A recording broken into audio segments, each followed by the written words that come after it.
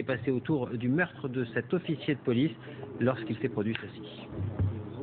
Un policiers ont été déployés. Le raid est arrivé très rapidement sur les lieux et des négociations ont été entamées avec l'individu.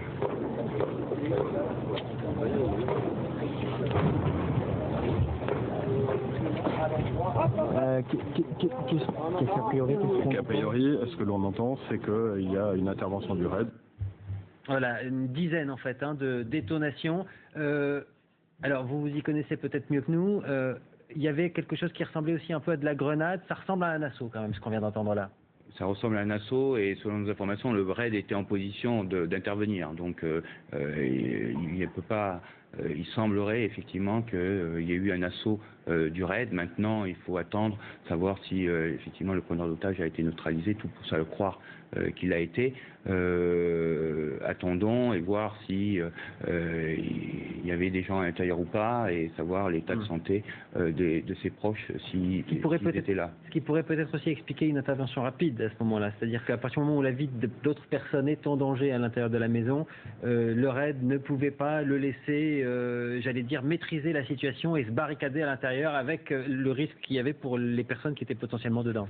On peut imaginer que l'intervention rapide du raid, effectivement, s'explique par des informations qu'ils avaient obtenues de l'intérieur et qui pouvaient laisser croire qu'il fallait qu'ils interviennent de façon urgente pour peut-être épargner des gens ou neutraliser au plus vite le forcené. Damien Fleurette, toujours sur place pour iTélé. Est-ce que vous avez pu parler avec quelques policiers autour de vous? Est-ce que des informations ont pu filtrer donc sur ce qui s'est passé? On voit là des policiers qui semblent revenir avec apparemment leur matériel. Écoutez, pas plus d'informations. Les policiers de la BRI qui sont en train donc de repartir, mais pour l'instant il n'y a pas eu de nouvelles détonations, on n'a pas de nouvelles informations pour l'instant, et personne ne nous a expliqué pourquoi pour l'instant les policiers de la BRI sont en train de sortir. Voilà en direct là qui sont en train de revenir là apparemment de la scène. Voilà, ça ils reviennent de la scène, mais il n'y a pas eu de nouvelles détonations et pour l'instant on n'a pas plus d'informations. Bon ben on va peut-être essayer de vous laisser essayer de leur parler ou de leur dire un mot s'ils l'acceptent. Jean-Michel de QGIS, vous les connaissez ces équipes-là, voilà, regardez, ils sont quand même particulièrement bien équipés, ces agents du raid, ils sont en train de revenir de la scène où l'assaut a peut-être été donné, on peut imaginer, on avait vu les premiers là qui passaient avec des boucliers. Les fameux boucliers, on s'en souvient bien de ces boucliers maintenant pour donner l'assaut, on les a vus à l'œuvre aussi au Bataclan, c'était la BRI, c'était pas le RAID, mais il y a à peu près le même dispositif. C'est eux qui ont donné éventuellement cet assaut tout à l'heure, c'est possible? Oui, le calme apparent des personnes qui reviennent, semble-t-il, laisse à penser que c'est terminé, que le forcené a été neutralisé.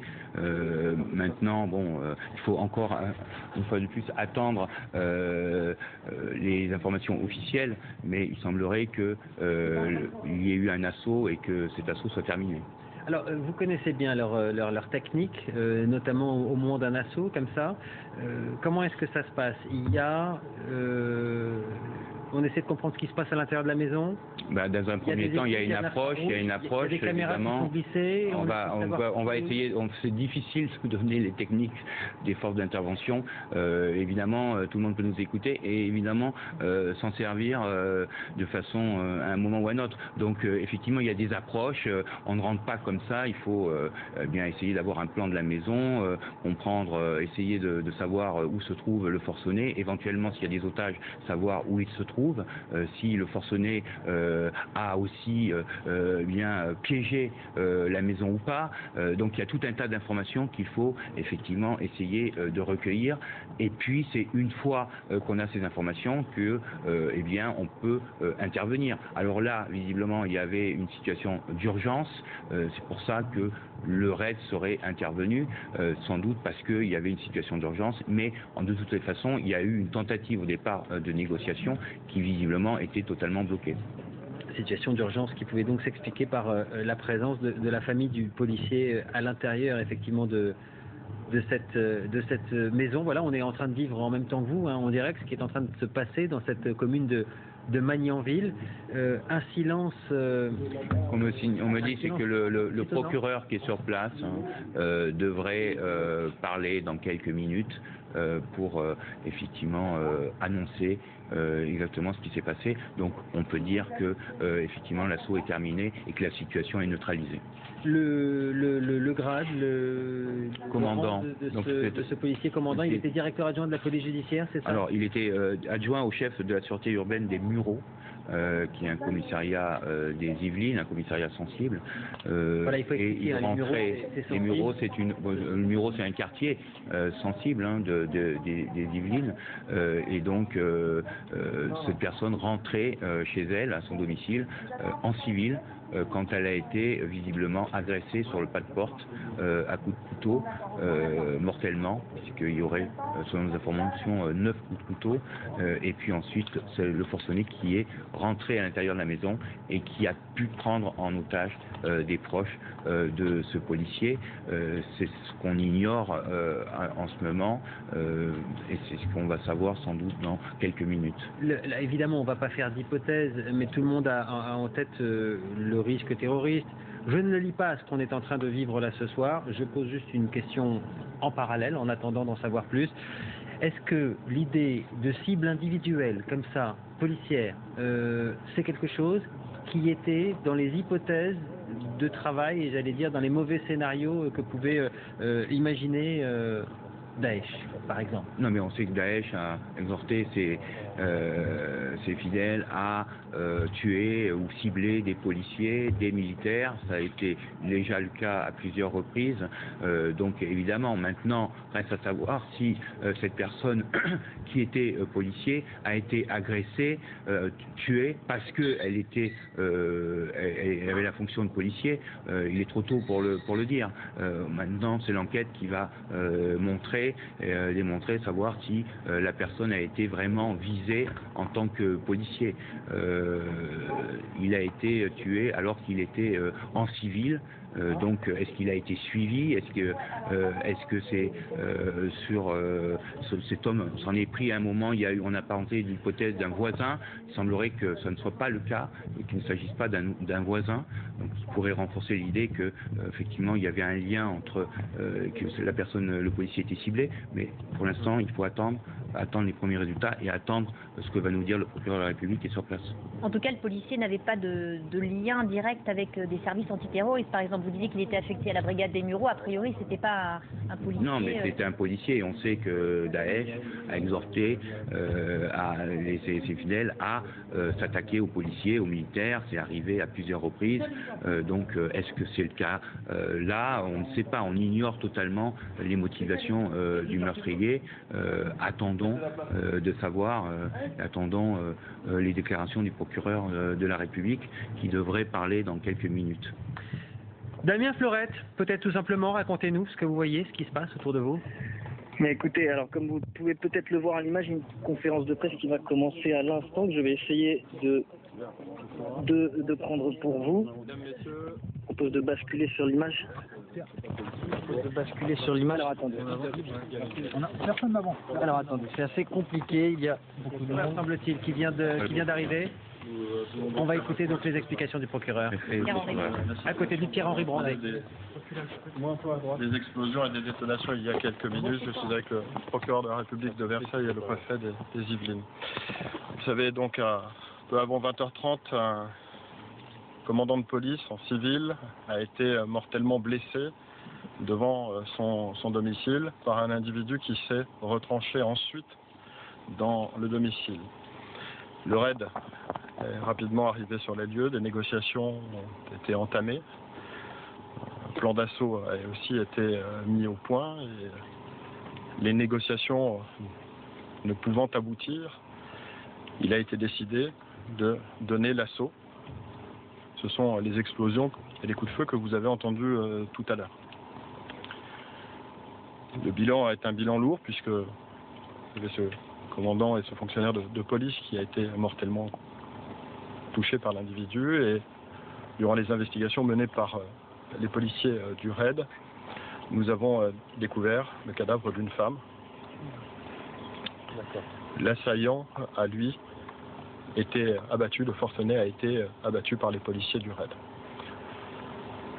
Heureusement, il y a un petit garçon qui a été sauvé, qui se trouvait dans la maison, qui est sain et sauf, qui a été sauvé par les policiers du RAID et qui a été pris en charge, bien évidemment, par des équipes médicales. L'enquête judiciaire commence et c'est le procureur de la République qui va pouvoir vous donner quelques mots. Je vais simplement dire qu'effectivement, sans connaître les motivations, le procureur en parlera dans quelques instants, c'est forcément un drame absolu. Nous pensons à ces familles, à cette famille, dans le deuil. Et nous assurons bien évidemment cette famille et ses proches, les camarades, les collègues de ce policier, notre entier soutien. Je passe la parole au procureur de la République pour la poursuite de l'enquête. S'il vous plaît, doucement.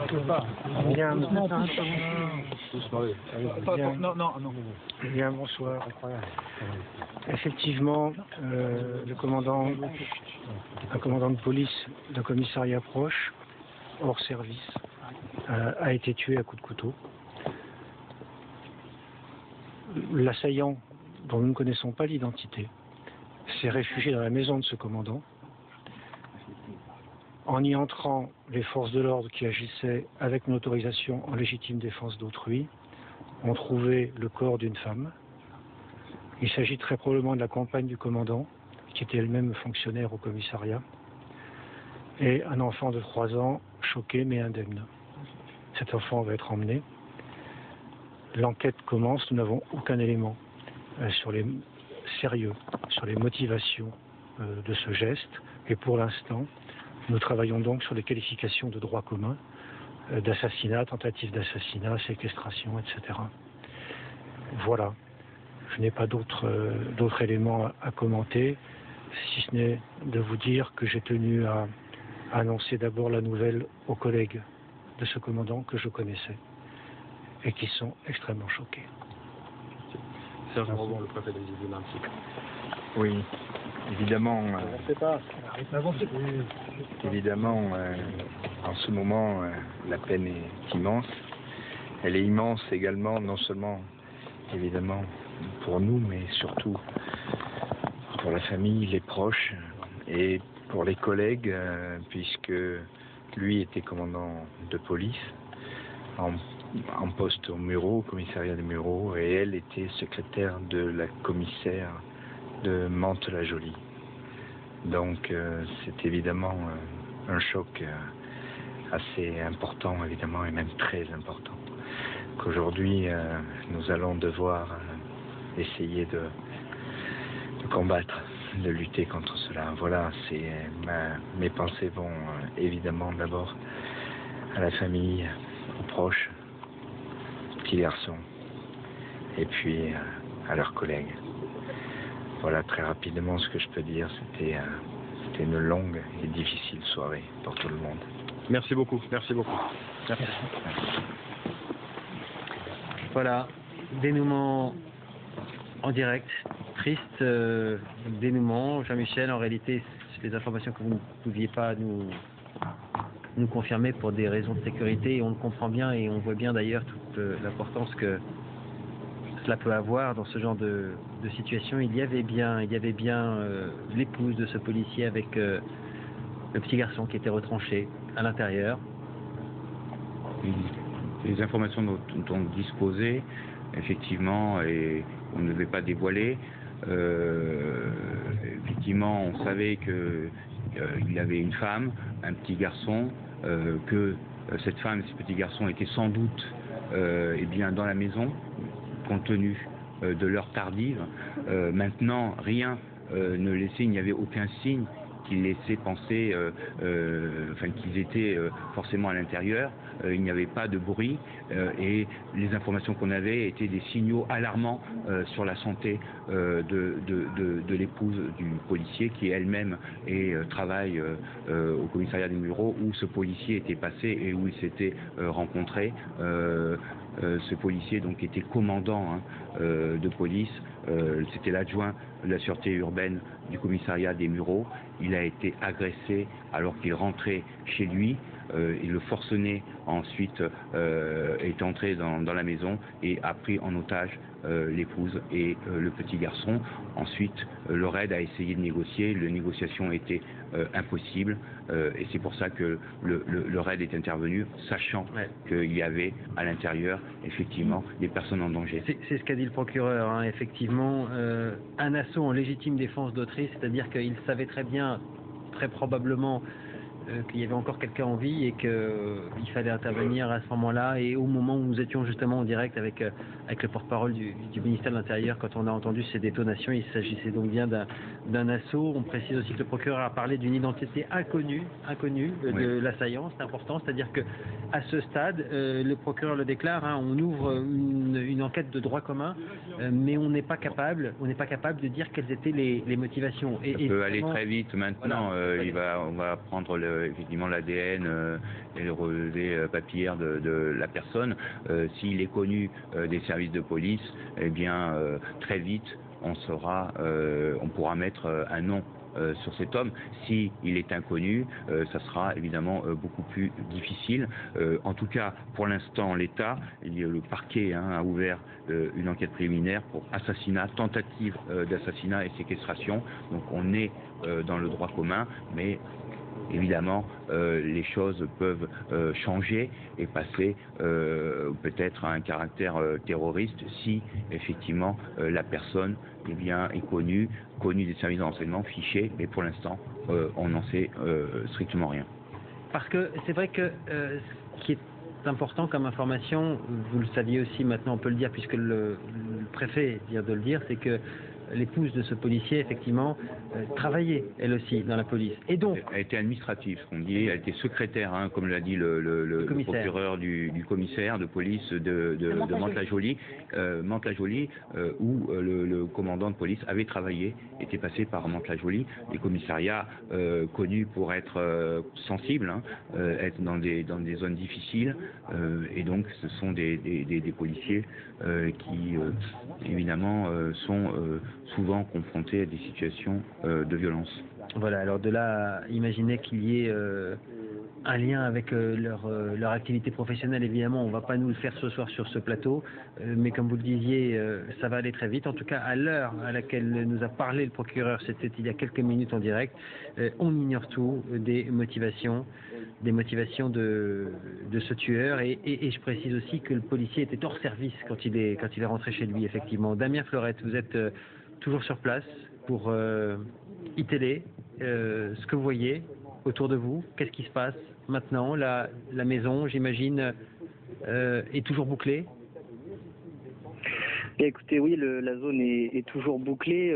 Comme vous l'avez dit, le procureur l'a annoncé, en plus du commandant de police qui a été poignardé, eh bien, il y a une femme qui a été retrouvée morte. En revanche, un petit garçon a lui survécu à l'attaque. Le forcené a lui été abattu. Ce que nous a expliqué le procureur, c'est que pour l'instant, à ce stade de l'enquête, il n'y avait pas d'indice sur les motivations du forcené.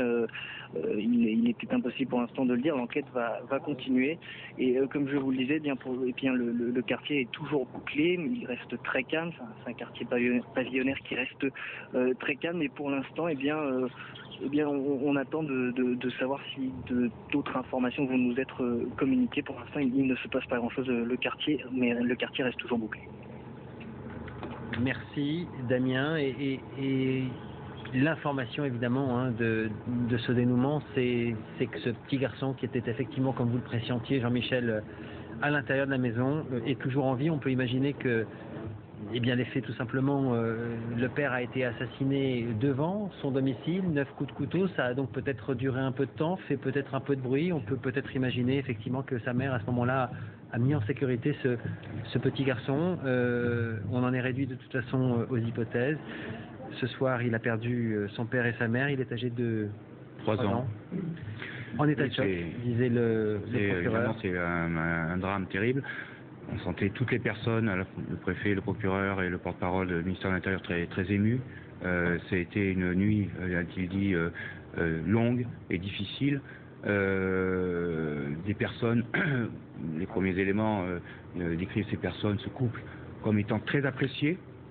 dans le commissariat à la fois de Mantes-la-Jolie où ils sont passés et où travaillait la secrétaire, enfin c'était une personne qui était secrétaire du commissaire, et au commissariat des Mureaux où ce commandant était l'adjoint à la sûreté urbaine, quelqu'un de très apprécié et un très bon policier. Merci Jean-Michel pour tous ces détails. Pour ceux qui nous rejoignent, l'actualité, le journal, en voici les titres avec Sozik.